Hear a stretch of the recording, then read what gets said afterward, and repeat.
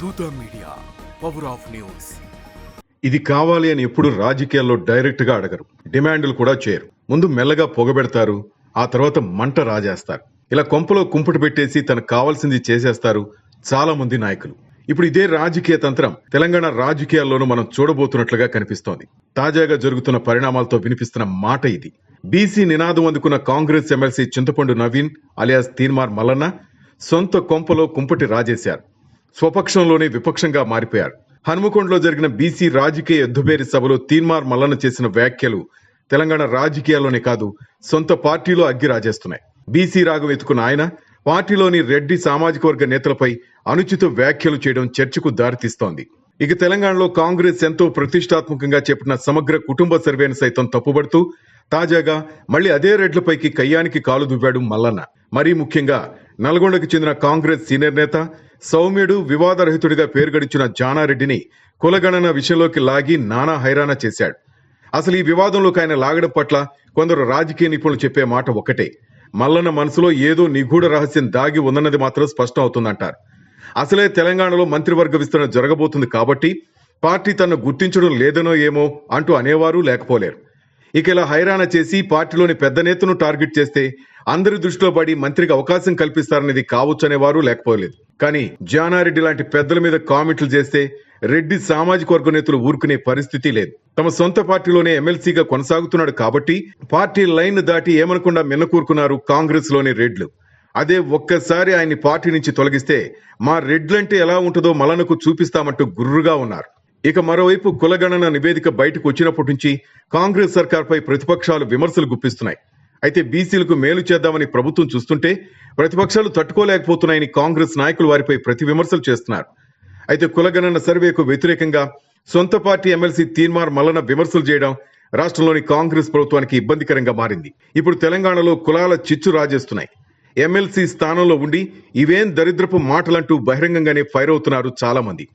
Police స్టేషన్లో కేసులు పెట్టేశారు మరికొందరు. ఈ మాటలకు తోడు రేవంత్ రెడ్డిపై మల్లన్న చేసిన వ్యాఖ్యలు ఇప్పుడు మరింత రచ్చ రాజేస్తున్నాయి. వచ్చే అసెంబ్లీ ఎన్నికల్లో బీసీ నాయకుడు ముఖ్యమంత్రి కావడం ఖాయమని, తెలంగాణకు రేవంత్ రెడ్డి చివరి ఓసీ సీఎం అంటూ తీన్మార్ మల్లన్న జోస్యం కూడా చెప్పారు. తెలంగాణకు బీసీలే ఓనర్లని, బీసీల ఆర్థికంగా వెనకబడ్డారని చెప్పడం నిజం కాదని, అవసరమైతే బీఆర్ఎస్ పార్టీని కొనేంత డబ్బు బీసీల దగ్గర ఉందని వివాదాలకు తెరలేపారు. ఈ మాటలతో ఆగేరా అంటే పార్టీ లైన్ క్రాస్ చేసి మరీ కులగణన సర్వే నివేదికకు నిప్పు పెట్టారు. ఇది ఇప్పుడు కాంగ్రెస్ ఆగ్రహానికి కారణమవుతోంది. దీంతో మల్లన్నపై చర్యలకు సిద్ధమైంది. షోకాజ్ నోటీసులు జారీ చేసింది. ఎందుకు నిప్పు పెట్టాల్సి వచ్చిందో వివరణ ఇవ్వాలని నోటీసుల్లో పేర్కొంది. మల్లన్న ఇచ్చే వివరణ సంతృప్తికరంగా లేకుంటే ఆయనపై వేటు తప్పదనే సంకేతాలు వినిపిస్తున్నాయి. ఇక అటు మల్లన్న తీరుపై కాంగ్రెస్ నేతలు ఘాటుగా రియాక్ట్ అవుతున్నారు. తాను కాంగ్రెస్ పార్టీలో ఉన్నారా లేదా అనేది తీన్మార్ మల్లన్నే డిసైడ్ చేసుకోవాలని అంటున్నారు. పార్టీలో ఉన్నప్పుడు పార్టీ లైన్ లోనే మాట్లాడాలని, కులగణనపై ఏవైనా అభ్యంతరాలుంటే పార్టీలో అంతర్గతంగా చర్చించాలే కానీ ఇలా బహిరంగంగా మాట్లాడటం, ఆ పత్రాలను కాల్చివేయడం కరెక్ట్ కాదంటున్నారు. రెడ్లను తిట్టాడనో, కోమటి లాయర్ను దూషించాడనో పరిశీలించి వదిలేస్తే ఇప్పుడు ఏకంగా ప్రజలెన్నుకున్న ప్రభుత్వ తీరునే ఎమ్మెల్సీ మల్లన్న నిందిస్తున్నాడు. ఈ పరిణామం పాలక పార్టీకి ఇబ్బందికరమే. ఫలితంగా పీసీసీ క్రమశిక్షణా సంఘం మల్లన్నకు షోకాజ్ నోటీస్ జారీ చేసింది. నువ్వు మాట్లాడిన మాటలకు నీ వ్యవహార శైలిపై వివరణ ఇవ్వాలంటూ సంజాయిషీ కోరింది. ఇక సీఎల్పీ సమావేశాన్ని కూడా మల్లన్న డుమ్మా కొట్టాడు. అంటే ప్రభుత్వాన్నే కాదు పార్టీని కూడా ఇతను ధిక్కరిస్తున్నట్లేనా? పార్టీ గీత దాడితే ఎవరిని ఉపేక్షించేది లేదని సీఎల్పీ వార్నింగ్ ఇస్తోంది. తాజా పరిణామాల్లో చింతపండు నవీన్ అలియాస్ మల్లన్న ఘాటుగా స్పందించాడు. తాటాకు చప్పుడుకు భయపడే ప్రసక్తి లేదంటూ ప్రకటించాడు. బీసీల తరపు కొట్లాడుతున్న తనకు నోటీస్ ఇచ్చిన కాంగ్రెస్ ఏడ్చే రోజు తప్పక వస్తుందని వ్యాఖ్యానించాడు. ఇలా అరచేతిలో తుఫాన్గా అన్నట్లుగా మారింది కాంగ్రెస్ లో పరిస్థితి. అయితే ఇంత దారుణంగా మాట్లాడినా, పార్టీ నిర్ణయాన్ని ఇంతలా వ్యతిరేకించినా సీఎం రేవంత్ రెడ్డి కనీసం రియాక్ట్ కావటం లేదు, మౌనం వేడటం లేదు. ఎందుకు అనేది పక్కన పెడితే ఏకులా వచ్చి రేవంత్ కు మల్లన్న మేకులా తయారైనట్లు కనిపిస్తున్నాడు. నిజానికి మల్లన్నకు రేవంత్ ఇచ్చిన సపోర్ట్ అంతా ఇంత కాదు. సోనియా దగ్గర మల్లన్న పేరు ప్రత్యేకంగా ప్రస్తావించినట్లు ప్రతిపక్షంలో ఉన్నప్పుడు చాలాసార్లు చెప్పుకొచ్చారు కూడా. ఎమ్మెల్సీ ఎన్నికల్లో మల్లన్న గెలుపు కోసం రేవంత్ చాలానే కష్టపడ్డారు. అలాంటిది ఇప్పుడు రేవంత్ కు మేకులా మారిపోయాడు మల్లన్న. మల్లన్న మాటలు కులాల మధ్య చిచ్చు పెడుతుందా లేదా అన్న సంగతి పక్కన పెడితే రేవంత్ సీటు కిందకు నీళ్లు తెచ్చే ప్రయత్నం చేస్తున్నారనేది నిజం.